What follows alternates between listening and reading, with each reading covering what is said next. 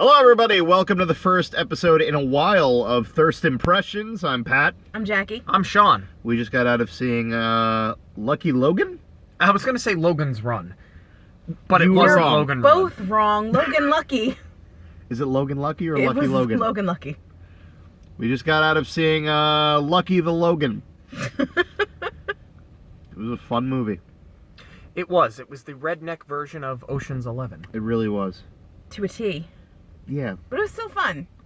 I would recommend the movie. I wouldn't say that it's a classic, but I would say that it did hold my attention for the entire time. I mean, it's got James Bond and Kylo Ren. I don't know James what Bond and Kylo Ren. I don't know what else you'd want, but it's got James Bond and Kylo Ren. All right, so basically, let's go through the plot really quickly. Channing Tatum plays a father trying to raise a lot of money for his family. His family has a string of bad luck pretty much the entire lifetime.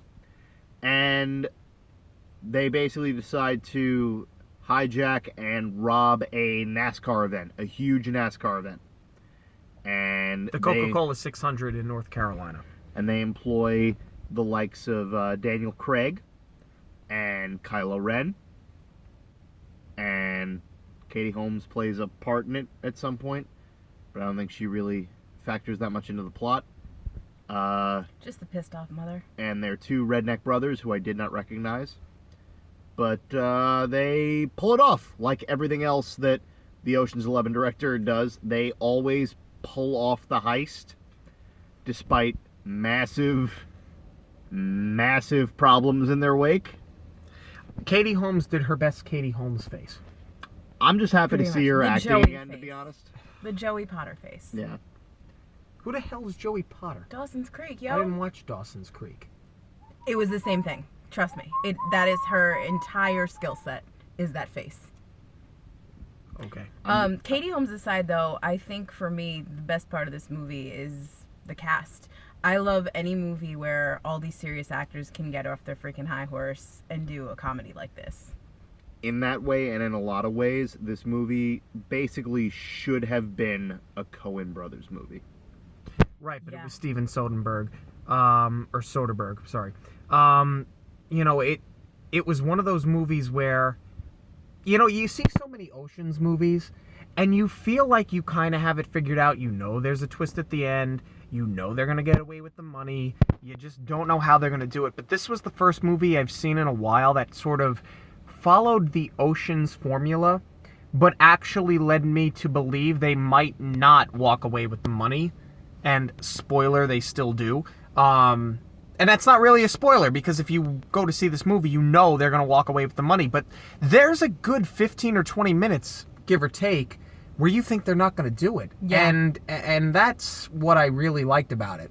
That, and I thought Daniel Craig was funny. That's the thing. It's an ensemble cast, and that's the other thing. Sometimes you get these ensemble casts where somebody steals the show. Mm-hmm. Yeah. And in this case, they all kind of did well together. It very, very similar to Oceans. I think the last ensemble cast movie that we reviewed was Suicide Squad. And for all intents and purposes, you can say Jared Leto, Will Smith, and Margot Robbie Were the movie. In this case, everybody kind of held their own, even the B and C list actors. And Even the people who only showed up on unknowns, screen yeah. for like a good 3 or 4 minutes, they had a crucial part to the plot. Nobody was unimportant in this, which I think is a pretty big step for a movie like this. Yeah, I enjoyed it quite a bit. The one thing that I will say, though, is that the whole movie, I think the fact that you thought for a while that they wouldn't get away with this probably has to do with the setting. They took this setting and they made it not so much about a casino robbery or a high-stakes event. They made it about NASCAR. And they made it about a bunch of country bumpkins, for less of a better term. I think that's more of a nod to maybe the movie overall wasn't, I don't want to say not that great because it was enjoyable. Is it an amazing film? No.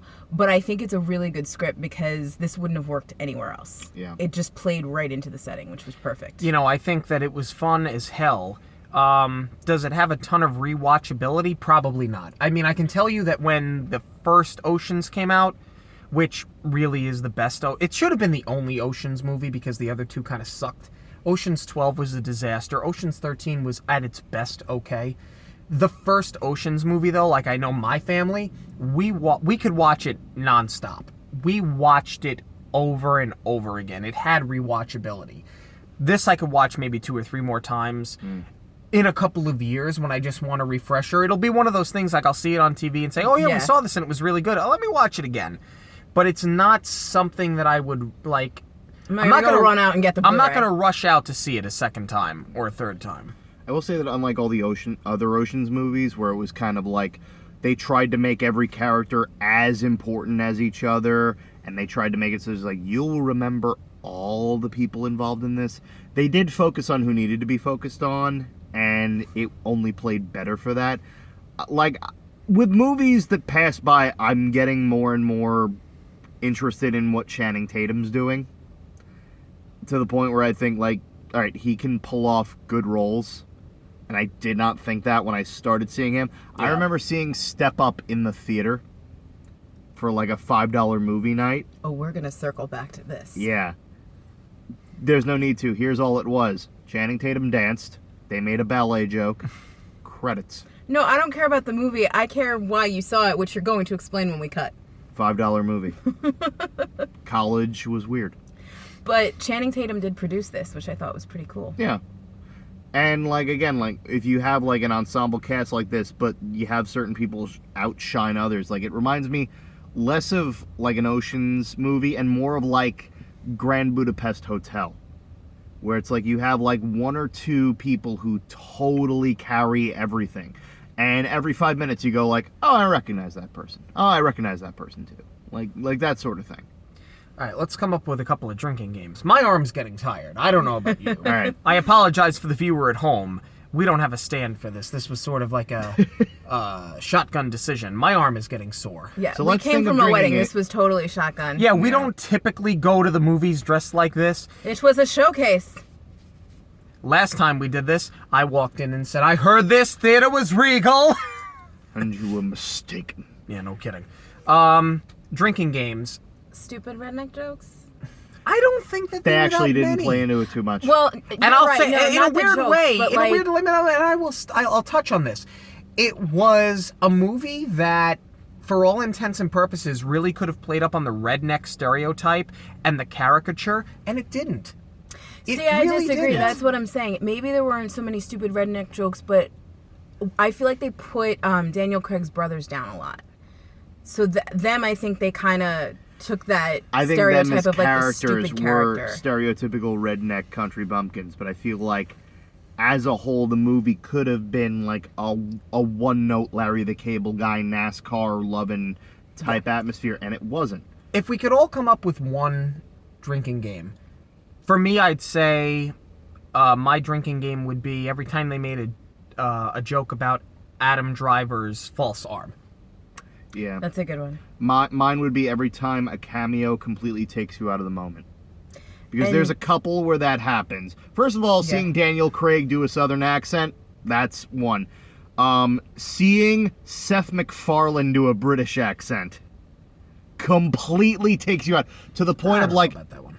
Remember in Inglourious Bastards? Character took between the wig and the accent, I was just like... Remember in Inglourious Bastards when you saw Mike Myers? Yes. Yeah. That's what it was like with me with Seth MacFarlane. Yeah. It was like, okay, this is no longer a movie. This is a person doing a bit for the camera just for the hell of it.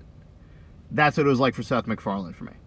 Also, Hilary Swank shows up at the end for seemingly no reason. My drinking game, I think, would probably be anytime Daniel Craig is the anti-James Bond. And, like, you think that he's not going to be down for whatever they're throwing at him, but he does it. So basically, anytime Daniel Craig is on camera here, because here's the thing, it was enjoyable. He had no business being every there. time he was on screen, but it was not James Bond. Right down to his little star tattoo. But I think that's it. In all, we enjoyed the movie. We definitely suggest that you watch it. It's definitely worth a viewing. Yeah. And we can't wait to be back in a week or so because they all float, Georgie.